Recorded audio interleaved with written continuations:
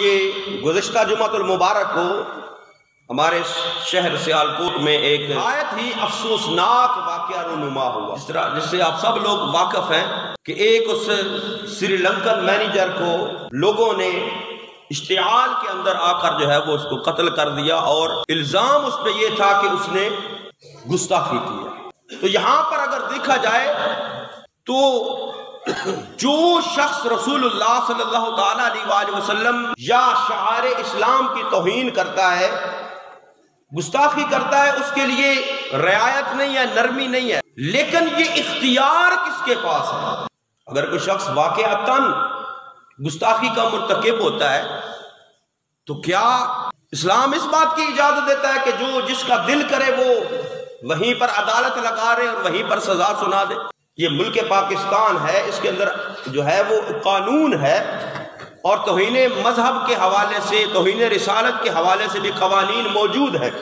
تو اگر کوئی واقعتاً بھی گستاخ ہو، گستاخی کرنے والا ہو، تو اس کے لیے بھی حکم یہ ہے کہ اس کو پکڑ کر پولیس کے حوالے کیا جائے، اس پر پرچہ ہو، اس پر FIR ہو، عدالت اس کو سزا دے۔ یہ اختیار جو ہے وہ عدالت کے پاس ہے، قاضی کے پاس ہے۔ آج ہمارے اندر بحیثیت مسلمان ہمارے اندر جو ہے وہ برداشت ختم ہو چکی ہے۔ ہم کوئی ذرہ سی بات ہو، کوئی معاملہ ہو، تو ہم اس کے پس منظر کی طرف نہیں جاتے، اور نہ ہی اس کے نتائج کو پیش نظر رکھتے ہیں، نہ اس کا پس منظر دیکھتے ہیں اور نہ اس کے نتائج کو دیکھتے ہیں کہ اس کے نتائج کیا نکلیں گے۔ پس منظر کیا ہے کہ کسی نے کہہ دیا فلاں نے گستاخی کر دی، فلاں نے گستاخی کر دی، ہم اس کی تحقیق نہیں کریں گے کہ اس نے گستاخی کی ہے یا نہیں کی، بس اس آواز کے پیچھے ہو کر اکٹھے اللہ اللہ اللہ شروع ہو جائیں گے بس، اور نہ ہی اس کا جو ہے وہ نتائج دیکھیں گے کہ ہم اگر یہ قدم اٹھائیں گے تو اس سے نقصان کیا ہوگا، اس سے نقصان کیا ہوگا۔ اب وہ سری لنکن مینیجر نے گستاخی کی ہے یا نہیں، کہ اگر کی بھی ہوتی تو پھر بھی یہ تھا کہ اس کو پکڑ کر پولیس کے حوالے کرتے، وہ اس پر کیس ہوتا، پرچہ ہوتا، جو معاملات وہ عدالت دیکھتے۔ لیکن جو قدم اٹھایا گیا ہے، یہ اس قدم نے اسلام کو بھی بدنام کیا ہے، کیونکہ باہر کی قومیں پھر اسلام پر آوازیں اٹھاتی ہیں،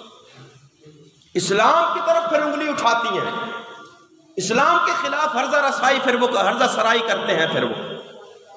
ایک تو اسلام کا تشخص خراب ہوا، دوسرا ہمارے اس ملک پاکستان جو پہلے ہی مشکلات کے اندر ہے، جو پہلے ہی مشکلات سے گھرا ہوا ہے، مشکلات کا شکار ہے یہ ملک، اس ملک کی بدنامی ہوئی، اور پھر تیسرے نمبر پر ہمارے شہر سیالکوٹ کی بدنامی ہوئی۔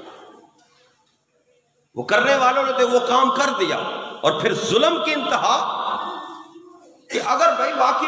اس نے ایسا کچھ کیا تھا، تم نے مار دیتے،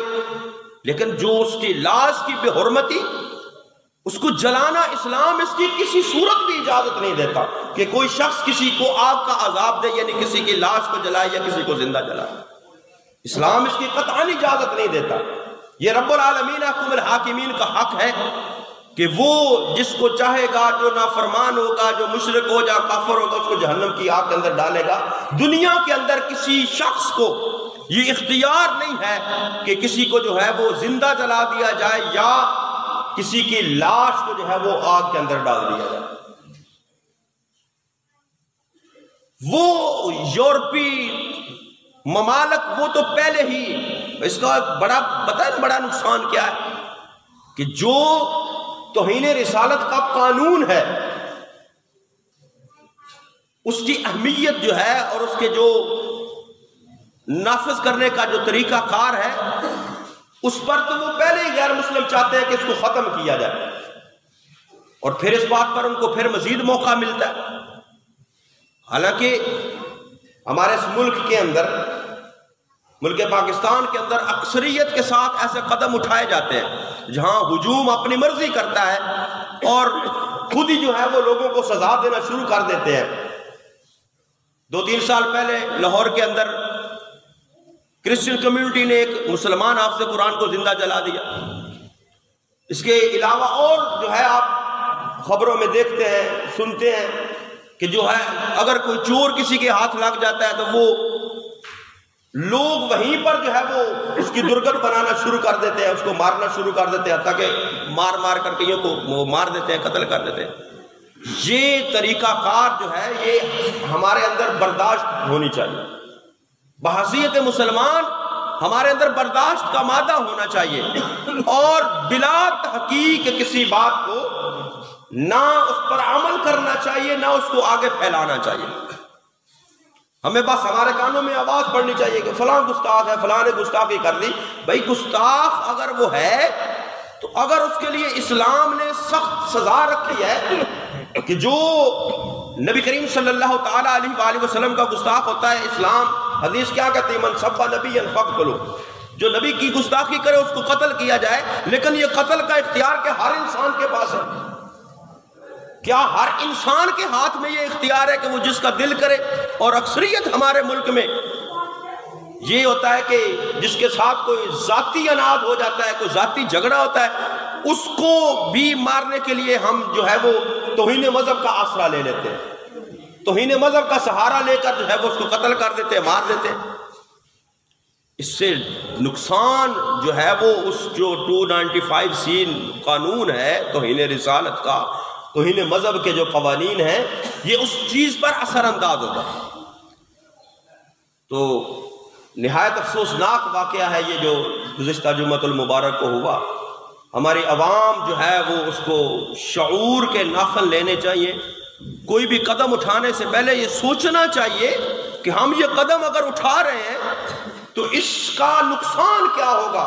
اس کا فائدہ کیا ہوگا، اس کا نقصان کیا ہوگا۔ اب اس کام سے فائدہ تو کچھ نہیں ہوا، نقصان کتنا ہوا یہ اس کو دیکھیں آپ لوگ۔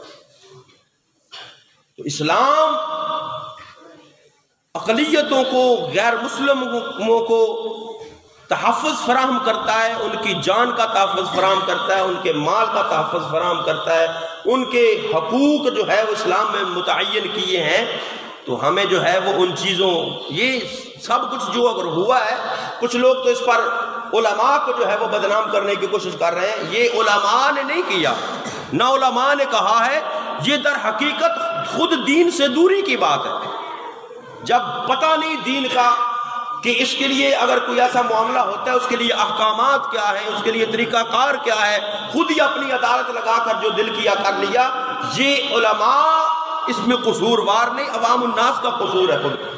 اور اگر کوئی فرد واحد کوئی شخص ایسا کوئی عمل کرتا ہے تو اس کو جو ہے وہ کسی جماعت کی طرف منسوب کرنا، یہ بھی عقل مندی کی بات نہیں ہے، یہ بھی نا انصافی کی بات ہے۔ اللہ رب العالمین حکم الحاکمین ہمارے اس ملک پاکستان پر کرم فرمائے، اس کو مزید انتشار سے اللہ محفوظ فرمائے، آمین وما علیہ الا البلاغ۔